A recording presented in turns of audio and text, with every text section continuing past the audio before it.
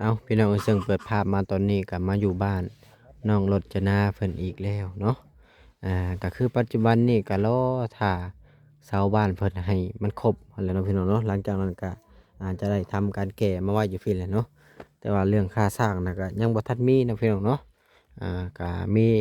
เงินซื้ออุปกรณ์น่ะเล็กๆน้อยๆนี่แหละเนาะถ้าว่าผู้หลักผู้ใหญ่คนใดอยากสมทบเข้ามาก็ยินดีเด้อพี่น้องเอ้ยเดี๋ยวให้เบิ่งบ้านน้องเพิ่นก่อน บ้านหลังเก่าก็บ่ฮู้ว่า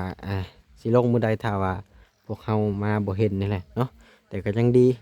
หรือว่าเพิ่นยังมีบุญนี่แหละที่ซุมเฮาได้มาเห็นเพิ่นเนาะ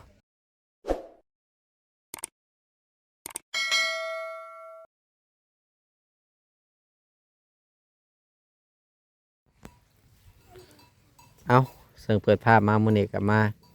อยู่บ้านของน้องรจนาเพิ่นอีกแล้วเนาะซึ่งเป็นบรรยากาศก็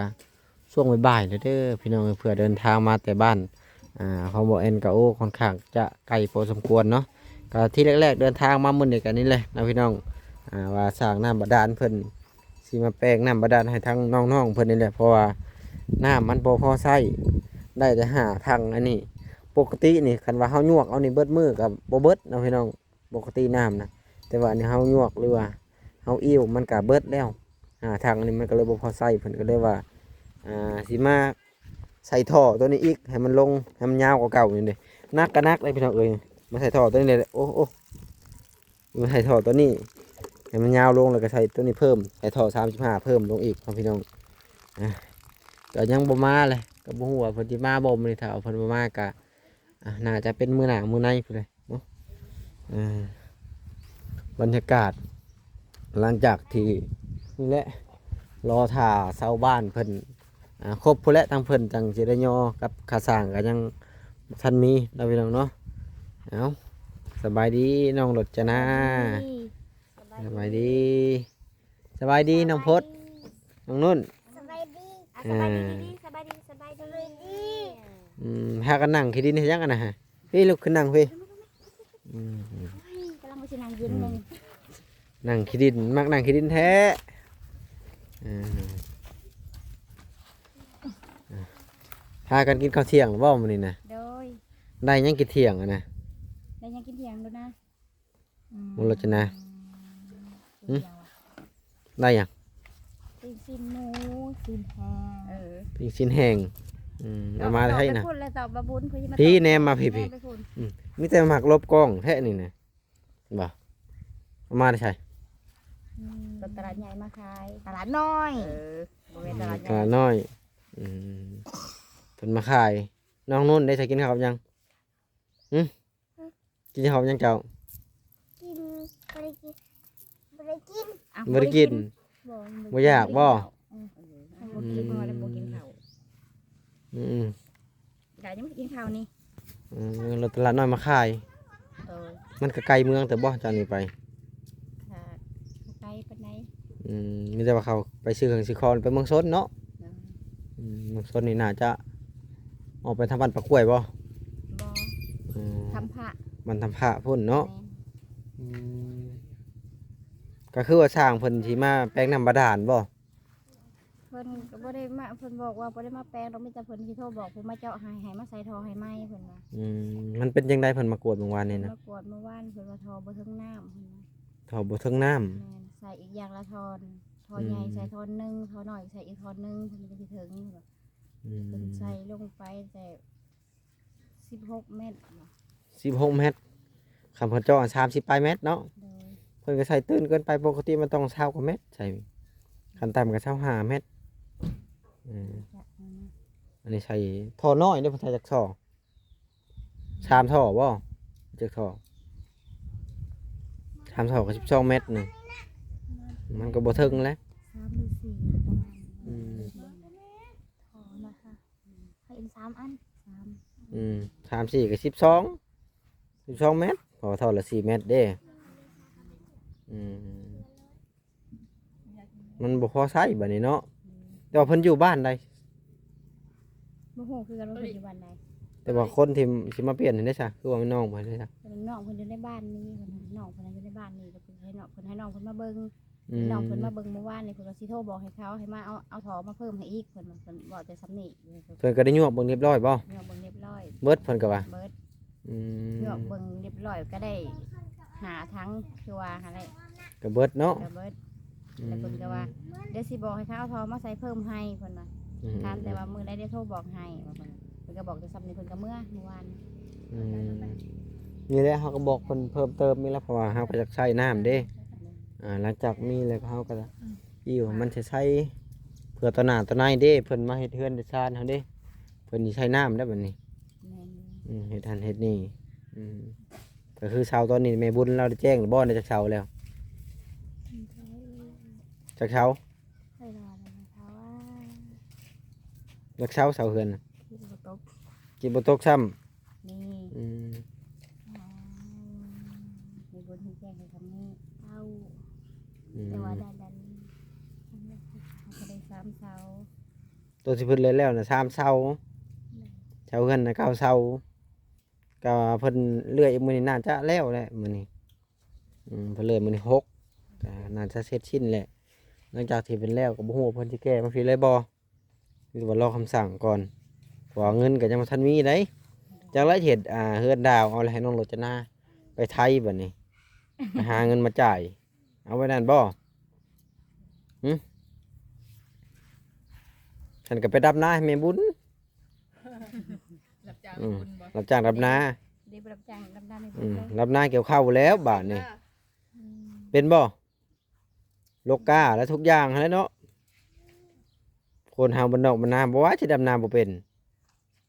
อืม แล้วเลยแล้วนะ โอ้ลุกแล้วท่านี่ รถนะ แล้ว บ่เป็นอีก ลูกก้า อืม เป็น โอ้ลุก ได้ค่ะ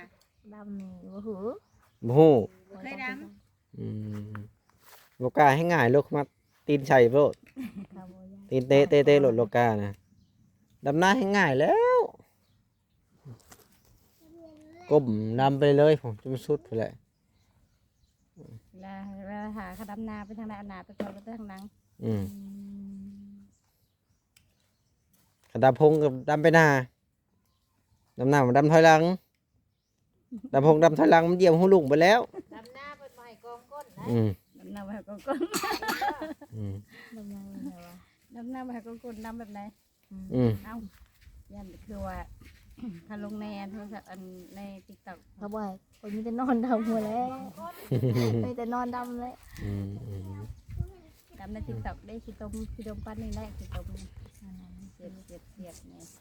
คอยจะคือว่ามีขี้ต้มมันเกิน ให้มาบาดนี้โจรมาจักมานะ เดี๋ยวไปทางไว้ได้ไหม สมมุติว่าปัจจุบันนี่มากอะยังบ่ทันไม่เวียกเนาะพี่น้องเพราะว่านี่แหละค่าเช่ากับทางเงินค่าสร้างในบ้านนี่ได้ยังบ่ทันมีเงินค่าสร้างยังหลายอยู่ได้เผื่อจะได้เพื่อนหลักหนึ่งเนาะพี่น้องหลักหนึ่งมันบ่แม่นง่ายๆได้ยังเสาแน่ยังไม้แน่โอ้ยังหลายยังกว่าเสานี่ก็สิมีอยู่แต่ว่ามันก็ยังบ่ครบมาแหละขั้นต่ำนี่ก็โอ้ย ถ้าไปเบิ่งบ้านนี่ก็ได้3ต้นเนาะเพิ่นว่า น่าจะสามต้นขั้นต่ำนี่ห้อยกับเบิดอยู่ประมาณ7-80ผู้ประจักษ์เนาะขั้นต่ำได้นี่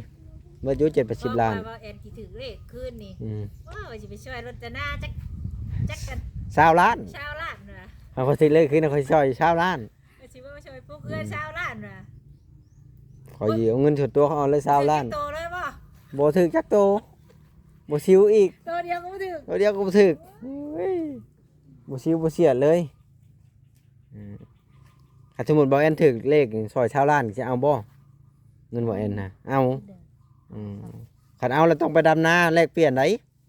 ได้เห็นแล้วว่ะสิไป เอาบ่ปีหนึงไปดำนาแลกเปลี่ยน ใช่ปะ ไปเถอะสิ ว่าแอนเลี้ยงซอยบ่ อืม อ้าวไปดำปีหนึ่งเนาะ ความพันของบ่แอนน่ะถึกหลายได้คืนนี่นะ 3,600 ล้านไล่เบิ่งนะ 3ตื้อปลายพุ่นแล้วก็มันถึกขึ้นนี่นะรวมเป็นเงินบาทก็ไล่เบิ่งประมาณ5ล้านกว่าบาทความฝันนั่นคือเลขบ่ถึกจักโต เบิด70กว่าพันซื้อไปพี่น้องเอ้ยมันก็บ่ได้คาดหวังอีหยังขนาดนั้นดอก 3,000กีบ คำเฮาบ่เอื้อแห้งบ่เราบ่ได้ดอกเงินน่ะ โดย นอกจากขุดเขียดมาคาแล้วได้เงินว่าซั่นน่ะได้เฮ็ดเงินโลดก็ได้เขียดมาแล้วนอกจากบ่ได้เขียดแล้วบ่เฮ็ดเงินมันได้เฮ็ดเขียดแล้วโอ้ได้เงินโลดว่าซั่นน่ะตอนในนั้นแม่นบ่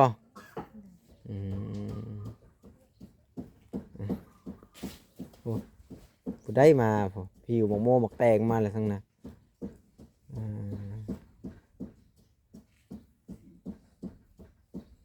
มันห้องมันสิเครียดออกแล้วเนาะ โดย เคยมาประกาศเขียดหรือว่าเคยจะไปขุด เคย น้องโรจนาได้จ้ะ ยายเลยไป บ่ได้ไปใช่เลยเอาแต่น้องนี่ ยายผี โอ้ยผีบ่ได้มีในโลก มี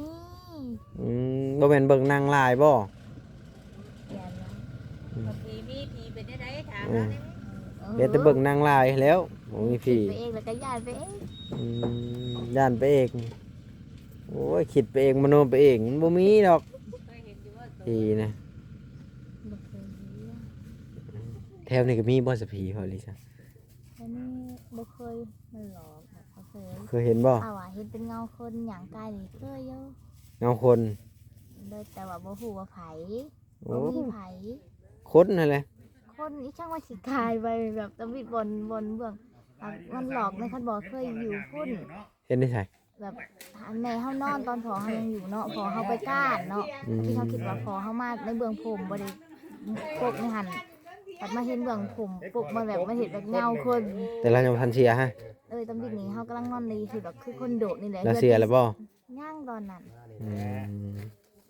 ตอนนั้นเรายังบ่ทันเสีย โดดเฮือนไหนกินดังตื้อ บ่เป็นแมวบ่ สบายดีเด้อบ่าวแอน สบายดี ได้สบายดีน้องรจนาครับ สาวแดง เอื่อยแล้วบ่ สบายดีบ่จอยสบายดีเด้อบ่เด้อ สบายดี ได้ บอก เตียงใหม่ ไปบอกคุณเจ้ามาจี้สิคอยก็จี้สิขึ้นแล้ว ได้เตียงคู่ได้เตียงคู่ ว้าทุ เตียงกันเดียวเนาะ เอามาผ่ากินบ่นี่ฮะ เออ โอ้ย แม่นพากินน้ำกันนี่แหละ สบายดี กูมาถึกแค่ชะนี่ จนาเตียงก็สาวแดง สบายดี เอื่อยแล้วติ แม่กับลูกโอ้ย เฮ้ยเจ้าอย่าลิ้นมุกแล้วนะบ่จอย อ๋อคือหน้าตายังอ่อนอยู่อ่อนกว่าที่แอนอีก โอ้ยเมื่อไหม่ใช่เมื่อไหมเมื่อไหม บ่าวแอนนั้นน้อยใจ ไม่ได้แล้วขยับขึ้นไปอีก ยามคือไปสะเพิ่นสิถามได้ อยากนั่งน้ำ บ่าวแอนบ่เมื่อยยืนที่คือเห็นยืนเจิงเลยยืน ยืนอยู่ คอยเห็น อืม คอยอยากนั่งได้ข่อยนี่ เอานั่งซะสัมภาษณ์ซะเดี๋ยวขอยสิตั้งกล้องนำเด้ออืม ที่เขา คิดว่าบ่มาได้มื้อนี้ โอ้ยหากันมาฮอดนี่ได้นี่นะ แม่จะบอก ลงบ่ หากันมาฮอดเด้อ เราไปลงคลิป หากันเข้ามาฮอด คือมาสวยเท่ามื้อนี่ ว่า บ่ได้ท้อเลยหากันได้11นาทีนี่ แม่นซะบ่ไปทางไหน มานี่แหล้วเลย ไปทางอื่นนํ กว่าจะไปถ่ายพอจ่อยเห็นวิวเขาแต่งปัง เมื่อวานนี่ก็ มื้อนี้แหละ เห็นอยู่บ่สิข่อยนะ เห็นหวานนี่ก็เลยเห็นเจ้าพูดฮอดคนเลย เตียงนี่มาใหม่มื้อนี้บ่หรือว่ามาหลายๆมื้อแล้ว เอาอันบักงูมาฝากเนาะ จังมือเลยวะ น้องมาฝากน้องรจนา จนา มาจังมือแบบเอ็นลืมเลย3หรือ4ป่ะเตียงนี่ วานนี้ฮะประมันชามมื้อนี่แหละ เตียงนี่นะลืม เตรียมตัวที่ช่องนี้ โดย แม่น มาชามมื้อนี่แหละ ชามมื้ เบา อ เอ็นบ่ได้มามื้อเตรียมมาน่ะ อ๋อ ว่านะคือข่อยลงนี่สิ พ่อเลยแหละ บ่าวแอนนี่มามื้อหนึ่งหยุด2มื้อได้นี่เนาะ มาเลยก็ให้คุบ เป็นหยังคือ ก็สิคือกันแหละกับบ่าวลาวคือกัน บ่มีภาระ นั่งรถน้ำลาวอยู่ อ้าวรถกับข้าวหุดเฮียนนี่บ่จอย บ่มีเงินเติมน้ำมันก็แม่นพวกเลยเนาะบ่มีเงินเติมน้ำมัน โอ้เดี๋ยวนี้เอาอยู่นี่เลยเนาะบ่ออกไปข้างนอกแล้ว นี่เอาเพียชื่ออะไรอยู่รับหน่อย โอ้แต่ว่าลงกันน่ะบ่ได้บ่ยังคือเก่าเนาะ เอาขึ้นไปชั่วโมงนึงบ่ได้เก็บไปนี่เลยติซื้อจะได้ก็เอาลงมา อีหยังกันนะ อ๋อลงคลิป กินข้าวกันยัง ส ใส่ถุงยาง ปิ้งสิ้นหมู อย่ามันตก หมอจ่อยขึ้นมานี่ขึ้นไปนั่น สิ้นแห้ง ผัดได้เลยลงผั เอา ด สิ้นแห้งสิ้นแห้งหมูก็ เนาะ ถืออยู่ กระทึกแหละสิ้นแห้งหมูเลยจ้ะสิ้นหลอดหมูเลย มัน เนี่ย แห้งแล้วดิ มันแห้งแล้วสิ้นแห้งเนาะเดี๋ยวที่ดาวสายสุนเข้ากับสิ้นแห้งเป็นปะเนาะทางน้องรจนาเนี่ย2 คนน่ะกินข้าวพ่ออยู่ถึงบุษมักกับแขนอยู่ ไปได้น้ำแห้งอยู่บ่ แห้งอยู่แต่ว่าน้ำบ่หลาย น้ำบ่หลาย เลย เอ้ามันเป็นหยังเนาะ บ่ถือสายน้ำหรือว่าบ่ได้ให้เขาแบบว่า เขาเจาะลงจากเม็ด จอกลงไปอีกบ่ยันว่ามันบ่ถึงอะนะ 35 เมตร 30 อืม เขาเจาะได้สำนี้บ่ เพิ่นเจ้าหายแต่ซ้ำนี่เนาะ บ่ขอจัก40ลงเบิ่งดูว่าน้ำเขาสิแห้ง บางทีมันตื่นผลเนาะ บางหม่องน้ำมันอึดเด้ เป็นน้ำใส่ท่อท่านคนบ่ใส่ท่อให้มีแต่3ท่อ16 เมตร อืม เขาใส่แบบนี้คันสูบนะคันสูบแล้วเขาใส่สำนี้เลย ท่อนี่นะบ่ท่อแป๊บนะ จะไปเห็นแต่หม่องอันเขาไปสั่งให้เฮาน่ะ2หม่อง3หม่องนะ เฮาก็เว้าว่าใส่บุญให้แล้วค่อยสิมีเงินได้สิใส่ใดซื้อใดมาใส่ว่ะวันนี้เฮ็ดไปสิเฮาสิใส่ใดได้อยู่บ่ ถ้าเจ้าสิใส่ได้เจ้าก็ต้องแบบเพิ่มท่ออีกต้องให้เขามาเฮ็ดให้อีกแล้วบัดนี้เนาะ สิได้อยู่แล้วว่า ได้ เรื่องแต่น้ำมันบ่พอแล้ว แล่นน้ำมันบ่พอน้ำมันแห้งอยู่เพิ่นว่าถึงแล้วเพิ่นว่าแต่มันมาสูบบ่มันได้4ปี เขารับประกันบ่ เพิ่นว่ารับประกันว่าคันฮอดเดือน5มันบ่พอเลยสิมาเจาะให้ใหม่ นั่น สร้างสื่อในใด เราก็สิว่าในนั้น มาจากบุญชนนั่นแหละ ว่าบ่รับสื่อในใด จาก ท้องใหญ่ๆนะบ่ ฮะ ขี้โพยังไงบ่ บ่เห็นมีแต่คนนั่นน่ะเพิ่นมาจากได้สุเพิ่นสิฮู้เพิ่นบ้านเพิ่นเคยมาเจาะให้นี่บ่อันนี้ก็นี่เพิ่นว่าแถวนี้ก็ว่า เจ้า เจาะ เจ้าของบ่อนเจาะแล้วสิขี้โพใหญ่ๆดอกคนดำ เจาะคนเดียวกันมาจาก เลี้ยง เลี้ยงน่าจะแม่นอยู่นะเพิ่นว่า ๆแม่นบ่ เพิ่นเคยมาเจาะเฮือนไปเขาศูนย์บ่จะเอาเบอร์แต่แรกในแม่บุญ คอยเขามาเบิ่งอยู่ข่อยบ่เห็นหน้าเรา อนาคตมีแต่คนงานเพิ่นมา มีแต่อันนั้นเพิ่นมาเราเองน่ะบ่ได้มา บ่ได้มาเองมีแต่คน ไป งาน เจาะอยู่พุ่นน่ะเรามาได้มันแล้วเรานั่นเราก็ต้องมาเบิ่งงานเลยดิเจ้าของ นี่ค่ะ ก็พ่ออยู่หรอกเขาหับประกันแหละเนาะ คันมาพ่อก็โทรหา เขาหับประกันเบิดนั่นแหละ บ่ฮับว่าสิให้มาแปลงให้ว่าสิมาแปลงเพิ่นเว้าเมื่อวานสิมาเฮ็ดให้ใหม่มาแปลงใส่โทรเพิ่มบ่ได้มา มีไฟเลยสบายเลยคอยลืมคิดเนาะอันมีได้เอาได้ลงเลยสบายแล้วเลยนี่เอาบอลเข้าไปเจาะเขาบ่มีไฟอยู่แล้วเนาะ นี่ก็จะเจาะเพื่อว่าสิใส่ใดให้แล้ว หักเพื่อใส่ได้อยู่แต่ว่าเขาบ่มีไฟหักเจาะนะเพื่อเพิ่น ได้ดอกมีปัญหาดอก รอเพิ่นมานี่แหละเพิ่นเอาไปสิมาต่อ ใส่ได้ก็ได้ใส่ได้ก็ได้ดอก จะได้เศร้ามาหรือบ่ ยังอยู่ อืมเศร้ายังบ่มา มานั่งเฉยอยู่ บ่ได้เนาะ ให้เพิ่นคุยแล้วก็ว่าจะถาม มันบ่เล่าแล้วคุยเพิ่น บ่จักถาม เพิ่น ก็มาตีเดี๋ยวซาอันแม่น้องรจนาสิถามตัวเองดอกอุ้ย เจ้าคือหักมาเนาะ เจ้าเป็นไผชื่อจังไดเจ้าฮะไผคือเสียงผู้ใหญ่ น้องไผ่เมียผู้เมียผู้ค้ากุดหั่นเด้เพิ่นมาเล่น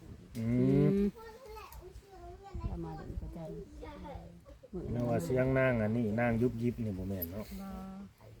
น้อยนะเสียงหน่อยเสียง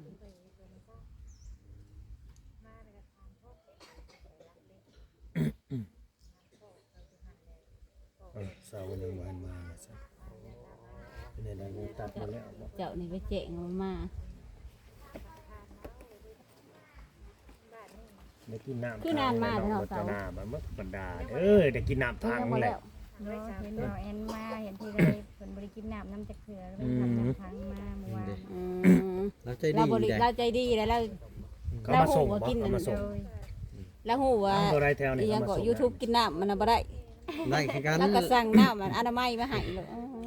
ว่าแสดงทางตัวใดเข้ามาส่งคนบ้าน โรงงานมันอยู่ทางนี้บ่ ลักเล็ก บ้านลักเล็กเนาะ โดย พอซีมึงในเด้อน้ำบัวสวรรค์ บัวสวรรค์ ดอ กินเลยบินได้เด้ กินแล้วบิน กินเลยบินได้เด้ กินแต่บางทีจะบินเมื่อเลยบ่อย่างนั้น บางเทื่อจะได้บินเมื่อกับมี เออก็แห้งแล้วเนาะบินเมื่อช่องคนมาสิ พอเราซื้อโทรศัพท์ใหม่นะนี่ฮะ สื่อแต่หึง โทรศัพท์แต่เหิงอันนี้จะไปอยู่ไสมาจังบ่เห็น มีโทรศัพท์ใหม่เดี๋ยวนี้โอ้เรียกเรียบร้อยแม่ เฮีย มัน นี่ จะซีเมนต์ตักอันนั้น โอ้ซื้อโทรศัพท์ใหม่นี่ฮะ 2มื้อนี้ เฮีย มาตื่นกันบ้านนี่ แต่สิได้เรื่องป้ามือน่ะก็บ่เห็นติ บ่ โอ้ถามบ่จอยได้จักเดือนเลย ครึ่งปี บ่ฮอดบ่ ห ฮอ ลา ด ยเดื เดื อ อน น แล้ว3 เดือน 3 เดือน 4 เดือน บ่ฮอดห้าลงเงินก็เสียเงินให้ค่อยนี่ฮะ 3 เดือน 4 เดือนนี่ จกโปรเซสก็สิจกเลยนี่นะ มาจบกันก่อน จบแต่ยัดไว้บ่ เอาพี่น้องเอ้ยก็จะให้ซุมเบาลาวอันสัมภาษณ์ก่อนบ่เอ็นได้หลายนาทีเลยได้นี่แหละสำหรับคลิปนี้ก็บ่มีหยังหลายเด้อพี่น้องเอ้ยนี่แหละเฮือนชานบ้านช่องของน้องเพิ่นก็ได้หลังจากที่เพิ่นแหละชาวบ้านมาครบพุ่นแหละจังสิได้ตั้งบ้านเพิ่นขึ้นเพราะว่าตอนนี้ก็ยังท่าตั้งยังท่ารอเซาเอาง่ายๆกันเนาะพี่น้องเอ้าจังได๋ก็สำหรับคลิปนี้ก็ขอจบคลิปไปพอกันคลิปหน้าคลิปใหม่เด้อพี่น้องเอ้ย